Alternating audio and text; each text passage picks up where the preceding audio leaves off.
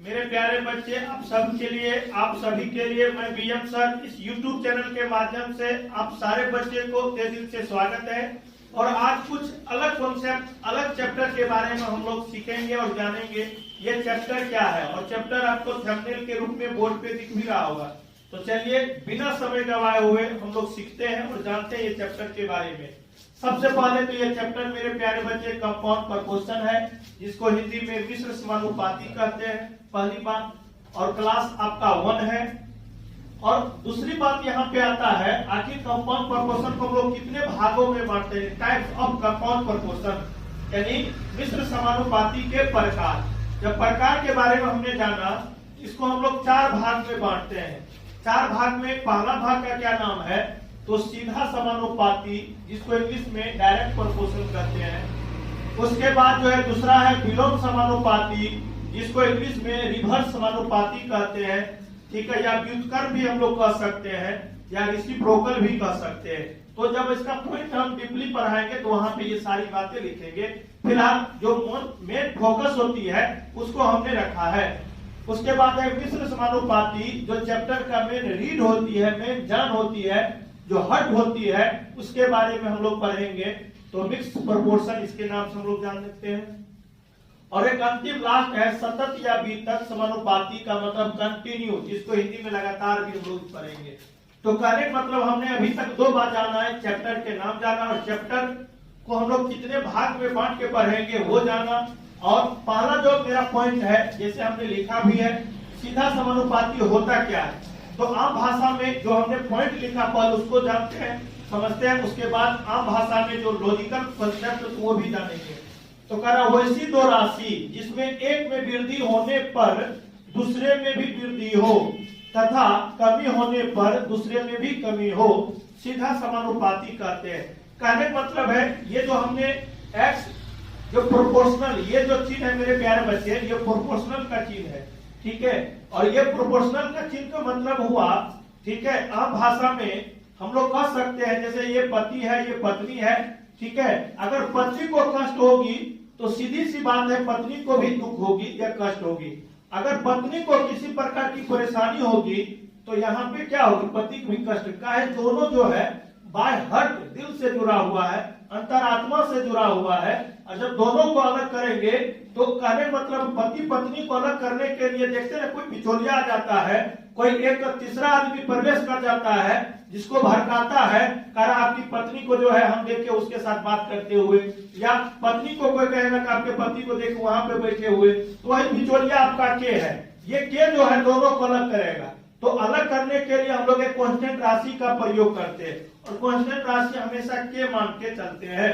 कहने मतलब ये हुआ, कोई भी अल्फाबेट के कोई भी लेटर से आप गुना करेंगे तो अंडरस्टैंड है कि आपको सही वो कॉन्सेप्ट होगा। लेकिन कुछ अवधारणा ये है, लोगों को मानना ये है, जब ये प्रोपोर्शनल चिन्ह को हटाएंगे तो के आप लगाते हैं तो बेस समझेगा, ठीक है, इसलिए हमने के से ही गुना किया, ठीक है। अच्छा, उसके बाद जो है ये सेपरेट किया है, तो x यहाँ पे y है, k इंटू y है। जब सेपरेट हमने किया x बटा y बराबर कितना हो गया, k हो गया। अब ये जो k तो कांस्टेंट राशि है मेरे प्यारे बच्चे, तो इसी को नंबरिंग हमने किया, x1 बटा y1 बराबर x2 बटा y2। कहने के ये भी मतलब हुआ अंश के बराबर अंश भी हम लोग समझ सकते हैं, या अंश के बराबर अंश डाटा ले सकते हैं, और हर के बराबर हर। काहे ये जो डाटा बता रहा है ये पहला डाटा है, और इसके साथ जो भी संबंध होगा अंश के साथ लिखेंगे, या जो हर वाले डाटा होगा उसको हर के साथ लिखेंगे। ये क्वेश्चन से क्लियर होगा आखिर ये आवश्यकता हमको इसका लिखने का क्यों पड़ा। या जो अंश वाले डाटा है उसको डायरेक्ट अंश के हर में डायरेक्ट लिखेंगे, या जिसका मान निकालना है, जिसके बारे में पूछा जाता है, तो एक डाटा देगा, चाहे अंश का देगा तो हर को निकालेंगे, चाहे हर को देगा तो अंश निकालेंगे। लेकिन इस बात को हमेशा याद रखना, पहले डाटा आपको दोनों देगा या लास्ट के डाटा दोनों देगा। तो जो पहले का डाटा देगा तो सेकेंड वाला डाटा निकाल लेंगे, या सेकेंड वाला डाटा देगा तो फर्स्ट वाला निकाल लेंगे। लेकिन अधिकतर क्वेश्चन में आपको फर्स्ट वाला डाटा ही दिया जाएगा, आप लास्ट वाला डाटा निकाल सकते हो। तो कहने का मतलब इतनी बात आपको समझ में आई तो आप कमेंट करके बोलो ओके है सर, हमने ये लिखा है, फिर हम आगे की बात करेंगे। तो किसी बच्चे कोई समस्या है तो बोल सकते हो। किसी को समस्या तो नहीं। तो चलिए बढ़ते हैं अगला पॉइंट में, और अगला पॉइंट में कुछ बेसिक कॉन्सेप्ट के साथ एप्लीकेशन हमने लिखा है, और एप्लीकेशन के साथ कुछ महत्वपूर्ण एग्जाम्पल देंगे लॉजिकल, उसके बाद हम लोग फिर इस टाइप पे आ जाएंगे, लगातार कंटिन्यू बढ़ते चले जाएंगे। तो चलिए कुछ बेसिक कॉन्सेप्ट और सीखते हैं। तो जैसे कि हमने बताया था कि कुछ बेसिक कॉन्सेप्ट के साथ और आपका कॉन्सेप्ट हम बिल्डअप करेंगे, और जो भी लॉजिक है वो भी हम समझाएंगे। तो पहला मेरा कॉन्सेप्ट है, जो तरीका है ये टॉपिक, ये पॉइंट समझाने का, ये यहाँ पे हमने लिखा है ऊंचाई प्रोपोर्शनल चिन्ह लंबाई। कहने का मतलब है अब ऊंचाई क्या होता है, लंबाई क्या होता है। पहले तो ये बहुत बच्चे ये कंफ्यूज करते हैं सर ऊंचाई लंबाई हमेशा समान होती है, लेकिन ये समान नहीं होती मेरे प्यारे बच्चे, दोनों में अलग अलग कॉन्सेप्ट है, दोनों अलग अलग बातें हैं। लंबाई जब भी होती है पैरेलल टू सरफेस होती है। आप कहेंगे सर हो कैसे, तो आप कभी भी जानते होंगे सड़क ऊंचाई, अगर हम बोलेंगे सड़क क्या होती है तो आप कहेंगे सड़क लंबी होती है। तो जो चीज पैरेलल होता है, सड़क तो आपको पैरेलल होता है, धरातल पे होता है, तो हमेशा लंबाई होती है। अगर हम बोले कोई किसी खंभा, किसी पोल या किसी मकान की ऊंचाई बोलते हैं कि क्या मकान की लंबाई बोलते नहीं। याद रखना लंबाई का सेंस हमेशा पैरेलल टू सरफेस होता है, और ऊंचाई मतलब परपेंडिकुलर टू सरफेस होता है, हाइट होता है। कहने का मतलब ये हुआ जब भी आपका ऊंचाई की बात करता हो तब ये हमेशा याद रखना धरातल से, वो कॉन्सेप्ट हमेशा धरातल से होता है, ठीक है, परपेंडिकुलर टू सरफेस। हम ये मान के चलेंगे ये मेरे पास एक खंभा है, और ये खंभा की ऊंचाई के रूप में हमने बात किया है, लेकिन ये प्रोपोर्शनल चीज ये बताता है लंबाई। कहने का मतलब ये हुआ अगर ये सूर्य के प्रकाश के करीब है, या हम इसको शैडो बनाना चाहते हैं, तो अगर सूर्य का लाइट इस खंभा पे पड़ेगा, इसकी छाया, चाहे अगर सूर्य का प्रकाश पूर्व की तरफ से पड़ेगा तो छाया आपका पश्चिम पड़ेगा। यानी कहने का मतलब है सोर्स ऑफ लाइट के अपोजिट छाया बनता है। यानी जो भी सूर्य का प्रकाश होगा जिस तरफ से होगा उसके विपरीत हमेशा छाया बनेगा। तो अगर सूर्य का प्रकाश अगर पूर्व से आएगा तो छाया पश्चिम बनेगा, अगर पश्चिम से आएगा तो आपका पूर्व बनेगा। लेकिन कहने की ये भी मतलब है ये ऊंचाई है, अगर इसका हम शेडो लगाएंगे तो लंबाई में चली जाएगी। कितनी चली जाएगी, लंबाई। और ये भी आप मान के चलेंगे ऊंचाई के अनुसार, अगर ये इतनी ऊंचाई है इसका छाया इतनी होगी, या भाई जब अगर इससे थोड़ा सा कम होगा इसकी छाया की लंबाई कम होगी, ये ऊंचाई थोड़ा सा बड़ा होगा तो ये छाया की लंबाई बड़ा होगा। वही बात आपको समझना होगा, यानी एक में वृद्धि होने पे दूसरे में वृद्धि हो जाती है। अगर ये जितनी लंबी ऊंचाई होगी छाया की लंबाई भी उतनी ही होगी। ये ऊंचाई अगर कम होगी तो छाया की लंबाई भी कम होगी। इसी को कहते हैं सीधा समानुपात। यानी एक में वृद्धि होने पे दूसरे में वृद्धि हो, और दूसरे में कमी होने पे, चाहे पहले में कमी होने पे दूसरे में भी कमी हो। ये बात आपको समझ में आ गई है।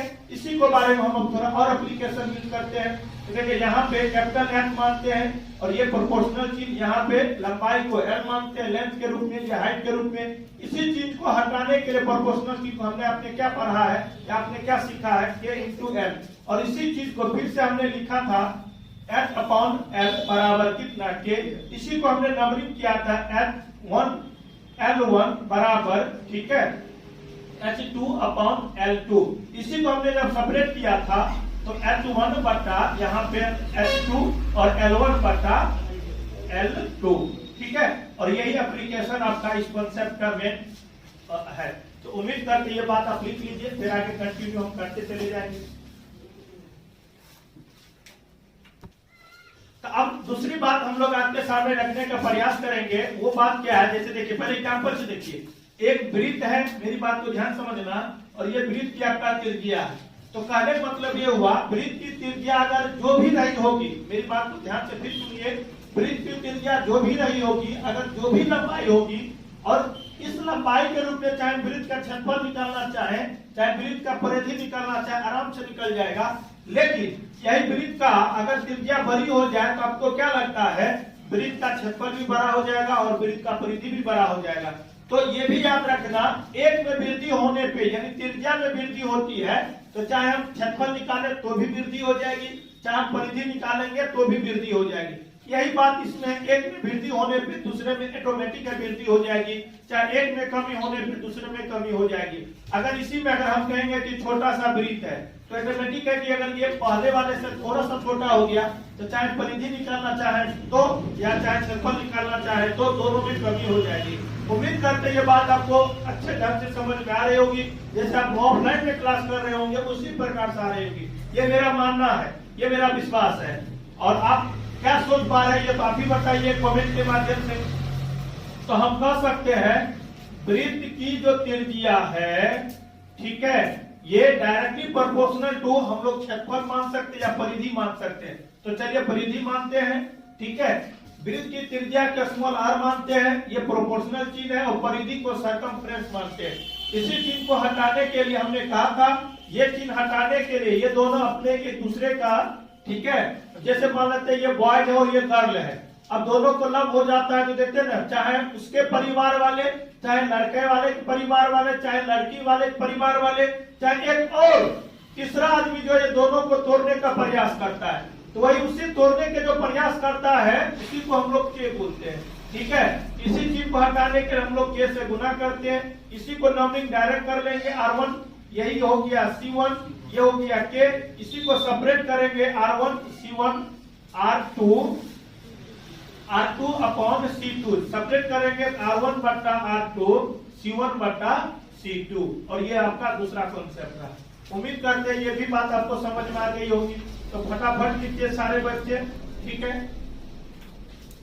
अच्छा, वृत्त की अगर मैं त्रिज्या की बात करूं, फिर से वृत्त की मैं त्रिज्या की बात करूं और डायरेक्टली प्रोपोर्शनल टू वृत्त का क्षेत्रफल, वृत्त का क्षेत्रफल, तो आपने अभी पढ़ा है, दिक्कत वाली बात तो है नहीं। वृत्त की त्रिज्या आपने r प्रोपोर्शनल चीज, यहाँ पे वृत्त का क्षेत्रफल को हम लोग एरिया मानते हैं, ए से इंडिकेट करते हैं, जैसे आपको दिख भी रहा होगा।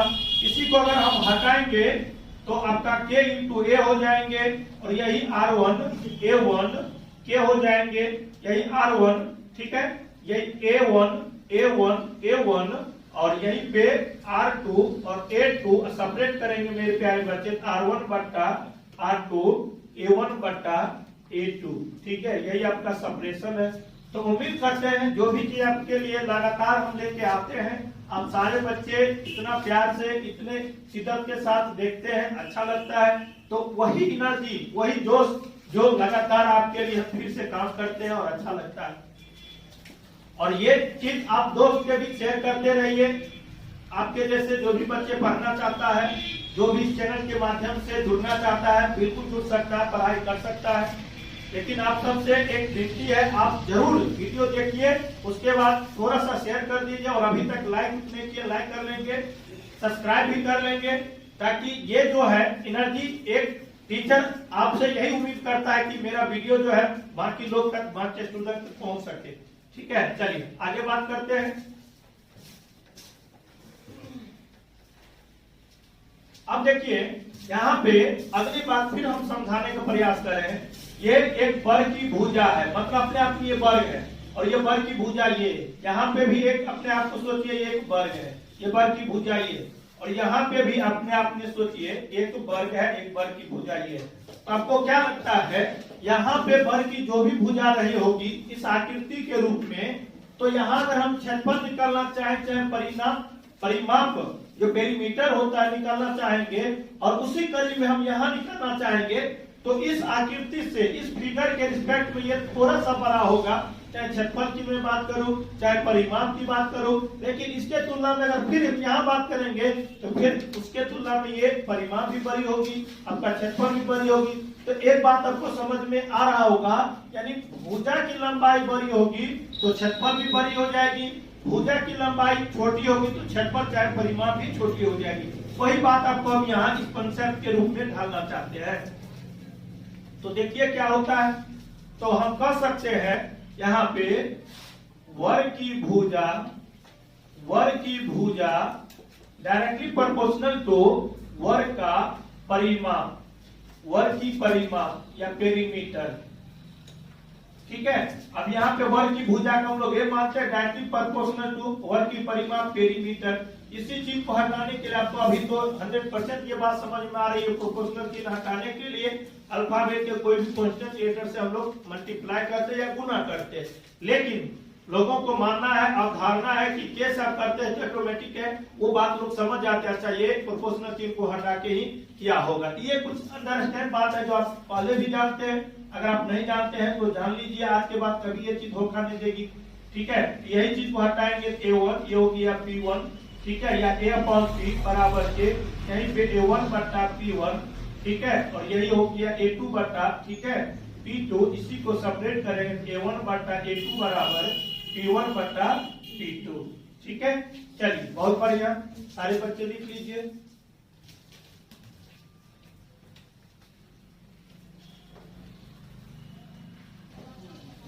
अब देखिए यहाँ पे एक बात और आपको समझनी होगी, बहुत बच्चे को ये रहता है सर, थोड़ा सा सोच लीजिए, थोड़ा सा दिमाग लगाइए।